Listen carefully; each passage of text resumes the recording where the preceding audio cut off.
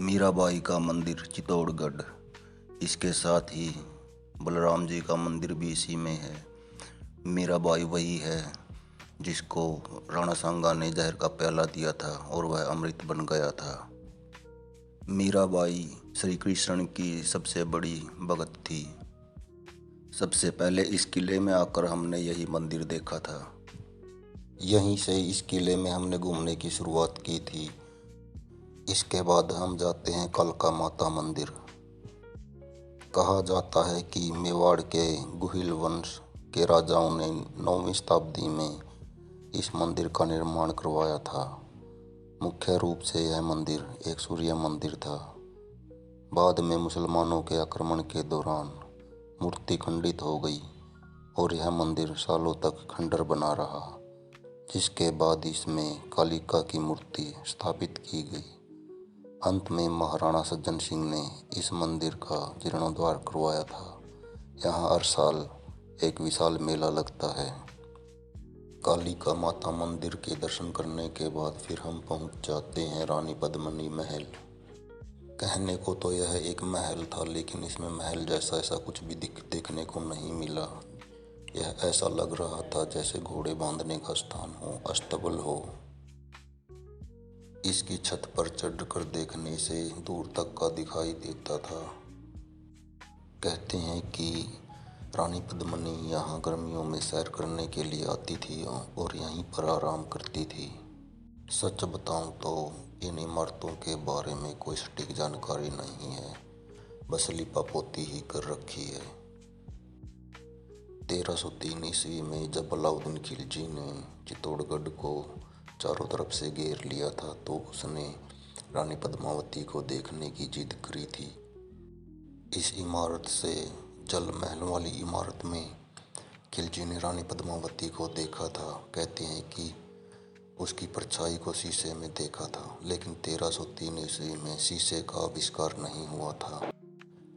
इस जल महल को देखें तो ऐसा लगता है कि ये 150 या 200 साल पुराना होगा, लेकिन जो शाही महल हैं वो बिल्कुल खंडर हो चुके हैं उस समय की। उनका बस नाम ही बचा है। वहाँ घूमने के बाद हम पहुँच जाते हैं जौहर स्थल। जौहर स्थल में ये विजय स्तंभ है, जिसका निर्माण राणा कुंभा ने करवाया था।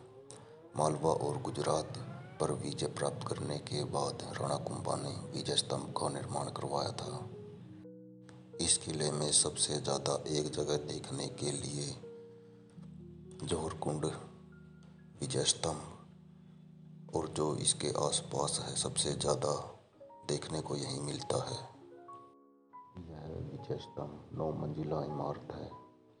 पहले इसके अंदर ऊपर चढ़कर भी जाते थे लोग, देखते थे, लेकिन कोरोना काल के बाद इसको बंद कर दिया गया था। इस जगह को जौहर कुंड या विजय स्तंभ के नाम से जाना जाता है। यहाँ पर 3 जौहर हुए थे, जहाँ रानियों ने जलती आग में अपने आप को आहुति दे दी थी। इसी जगह पर जौहर कुंड है। उस जौहर कुंड को बंद करके अब एक हवन कुंड बना रखा है, जहाँ हर साल यहाँ पर यज्ञ होता है, हवन होता है। कहते हैं कि रानी पद्मिनी ने इसी जगह पर 16,000 दासियों और रानियों के साथ में गर्भवती महिलाओं ने इसी जगह पर जौहर किया था। 1303 ईस्वी में राजा रतन सिंह और अलाउद्दीन खिलजी के बीच चित्तौड़गढ़ का युद्ध हुआ था, जिसमें राजा रतन सिंह वीर गति को प्राप्त हो गए। रानी पद्मावती और सैनिकों की विधवाओं ने खिलजी से अपनी आबरू बचाने के लिए जलते हुए अग्निकुंड में छलांग लगा दी। कहते हैं कि खिलजी ने इस किले पर आक्रमण करके इसके मंदिरों और इमारतों को 6 महीने तक तुड़वाया था। इतिहास के पन्नों में चित्तौड़गढ़ को अपनी गौरवशाली लड़ाइयों के लिए याद किया जाता है। चित्तौड़गढ़ अपने सबसे प्रसिद्ध आकर्षणों के द्वारा पूरे देश में जाना जाता है।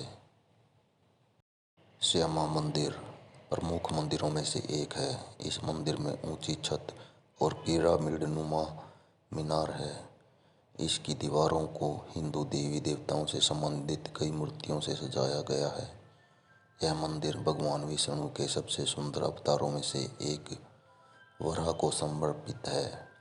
यह सुंदर मंदिर यहाँ रहने वाले लोगों के लिए बहुत महत्व रखता है। इसे चित्तौड़गढ़ में सबसे अद्भुत पर्यटन स्थल के रूप में जाना जाता है। यहाँ जहाँ तक देखेंगे तो टूटे फूटे हुए इमारतें मिलेंगी या आधी अधूरी इमारतें हैं जिनका निर्माण आधा ही रह गया था। इन टूटी हुई इमारतों और मंदिरों के बारे में कुछ कहा नहीं जा सकता। ये किसने बनवाई थी, कब बनवाई थी और इनको किसने तोड़ा था, क्योंकि इनके इतिहास की जानकारी किसी के पास भी नहीं है।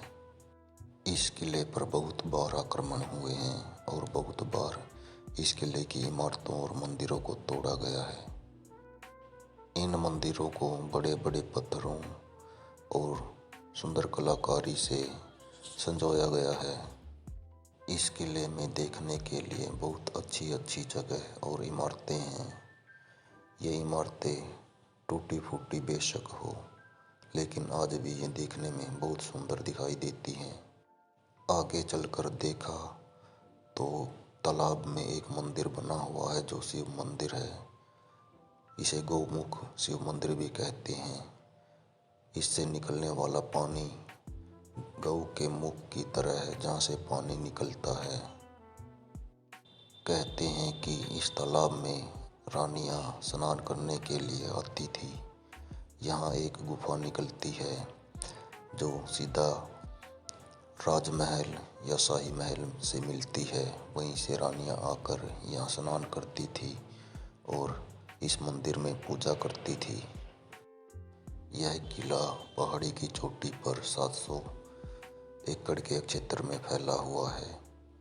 इस किले में 84 तालाब बताए जाते थे, लेकिन अब 22 तालाब ही बचे हैं। पहाड़ी की चोटी पर बने इस किले की दीवारें बहुत ऊंची हैं और इस पर चढ़ना इतना आसान नहीं है। यह सीधे तौर पर शत्रुओं से जीता नहीं जाता था। कहते हैं कि अलाउद्दीन खिलजी 6 महीने तक इस किले के पास 1 लाख सेना के साथ बैठा रहा था। इस किले में घुसने की या इस किले में कहीं से चढ़ने की अलाउद्दीन खिलजी की हिम्मत नहीं थी। अलाउद्दीन खिलजी ने इस किले की गुफाओं और रास्तों को बंद कर दिया था।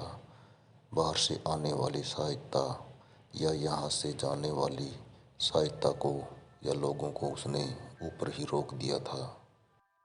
जब राजा रतन सिंह को कहीं से कोई सहायता नहीं मिल पाई तो वह अपनी 10,000 की सेना लेकर नीचे मैदान में उतर गए और अलाउद्दीन खिलजी के साथ युद्ध किया, जिसमें राजा रतन सिंह वीरगति को प्राप्त हो गए। चित्तौड़गढ़ की धरती पर एक से एक योद्धा और महान योद्धाओं ने जन्म लिया है।